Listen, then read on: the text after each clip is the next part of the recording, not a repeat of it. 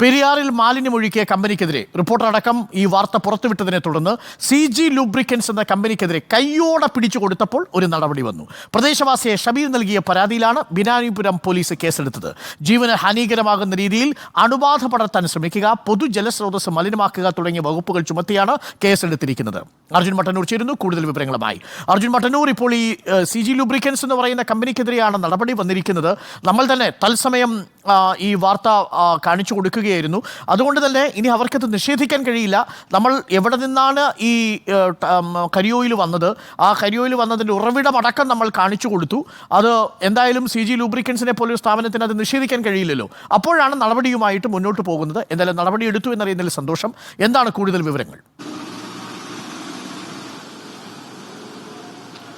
Doctor Arunkumar, അതായത് ഈ പെരിയാറിൽ മീനുകൾ ചത്തുപൊങ്ങിയതിന് പിന്നാലെ, ഇത് വലിയ വിവാദമായതിന് പിന്നാലെ വീണ്ടും ഇത്തരത്തിൽ രാസമാലിന്യം ഈ പെരിയാറിലേക്ക് ഒഴുക്കുന്നു എന്നുള്ളതായിരുന്നു ആരോപണം. കഴിഞ്ഞ ദിവസങ്ങളിൽ വലിയ ശക്തമായ മഴ ഈ മേഖലയിൽ ഉണ്ടായിരുന്നു. ഈ മഴ ശക്തമായതിന്റെ ഒരു സാഹചര്യത്തിൽ കൂടിയാണ് ഈ CG ലൂബ്രിക്കന്റ് എന്ന കമ്പനി ഇത്തരത്തിൽ രാസമാലിന്യം പെരിയാറിലേക്ക് ഒഴുക്കിയത്. ഇത് നാട്ടുകാരിൽ ചിലർ ഇത് കാണുകയും മലിനീകരണ നിയന്ത്രണ ബോർഡിനെ അറിയിക്കുകയും ചെയ്തു. തുടർന്ന് ഉദ്യോഗസ്ഥരെത്തി പരിശോധന നടത്തിയപ്പോൾ ഈ പരാതി സത്യമാണെന്ന് തെളിയുകയും ചെയ്തു. അന്ന് തന്നെ ഈ CG ലൂബ്രിക്കന്റ് എന്ന കമ്പനി അടച്ചുപൂട്ടുകയും ചെയ്തിരുന്നു. നമ്മളടക്കം ഈ വാർത്ത നൽകിയതിന് പിന്നാലെയാണ് ഇത്തരമൊരു നടപടിയിലേക്ക് അധികൃതർ കടന്നത്. എന്തായാലും അതുമായി ബന്ധപ്പെട്ട ഈ പ്രദേശവാസികൾ ഒരാളായ ഷബീർ എന്നൊരാൾ പോലീസിനെ സമീപിച്ചിരുന്നു. ഈ കമ്പനിക്കെതിരെ കേസെടുക്കണം എന്നതായിരുന്നു പ്രധാനപ്പെട്ട ആവശ്യം. ഈ പരാതിയിലാണ് ഇപ്പോൾ ബിനാനിപുരം പോലീസ് കേസെടുത്തിരിക്കുന്നത്.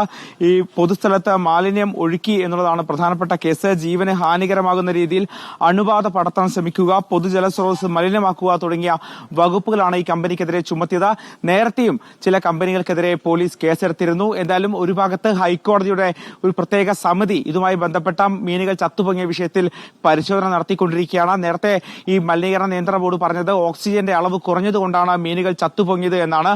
എന്നാൽ കുഫോസ് പറയുന്നത് രാസമാലിന്യം കാരണമാണ് മീനുകൾ ചത്തത് എന്നാണ്. എന്തായാലും ഈ പശ്ചാത്തലത്തിൽ ഈ സമിതിയുടെ റിപ്പോർട്ട് ഉടൻ തന്നെ ഹൈക്കോടതിക്ക് സമർപ്പിക്കുകയും ചെയ്യും. അർജുൻ മട്ടന്നൂരാണ് വിവരങ്ങളുമായി ചേർന്നത്.